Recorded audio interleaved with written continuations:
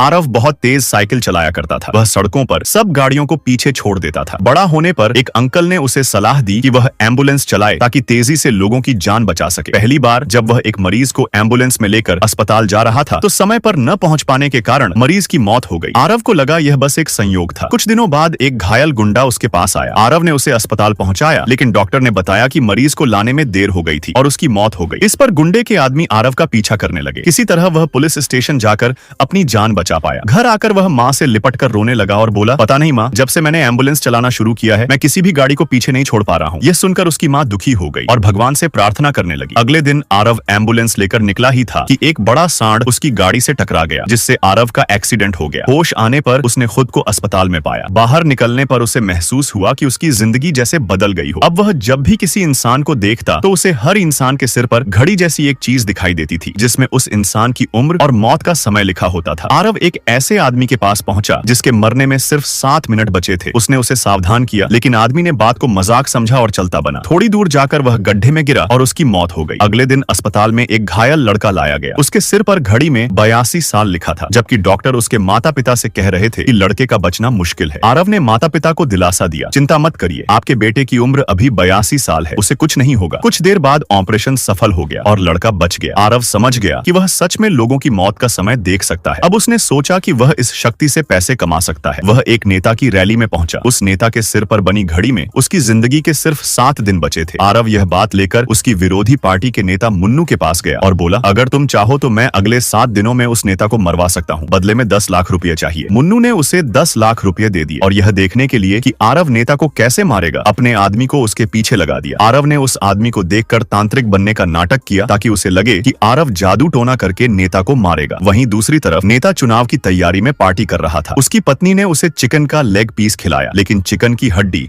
उसके गले में फंस गई और खून की उल्टी करते करते वहीं उसकी मौत हो गई। अगले दिन आरव जानबूझकर उस नेता के जनाजे पर माला चढ़ाने पहुंचा ताकि मुन्नू को विश्वास हो जाए कि उसी ने नेता को मारा है। तभी आरव का दोस्त आया और उसने एम्बुलेंस में रखा सामान दूसरे अस्पताल पहुंचाने को कहा। आरव तेज एम्बुलेंस भगाकर सामान देकर लौट आया। अगले दिन वह बाजार में सब्जियां ले रहा था जब उसने स्कूल के बच्चों और शिक्षकों को देखा। उनके सिर पर घड़ी में उनकी जिंदगी का सिर्फ 1 दिन बचा हुआ था। आरव ने उनसे पूछा, क्या आप लोग कल कहीं जाने वाले हो? बच्चों ने बताया, हम कल एक मंत्री की रैली में कार्यक्रम करने जा रहे हैं। यह सुनकर आरव उस जगह गया जहां रैली होने वाली थी, पर उसे कुछ भी अजीब नहीं दिखा। रैली रुकवाने के लिए वह पुलिस स्टेशन पहुंचा और बोला, कल रैली में बहुत बड़ा हादसा होने वाला है। लेकिन पुलिस वालों ने उसे विरोधी पार्टी का आदमी समझा और दुत्कार कर भगा दिया। अब सवाल यह है, आखिर किस वजह से स्कूल के बच्चों और शिक्षकों की जिंदगी में सिर्फ 1 दिन बचा था और क्या आरव उन्हें बचा पाएगा? यह जानने के लिए वीडियो को लाइक करें और चैनल को सब्सक्राइब करना न भूलें।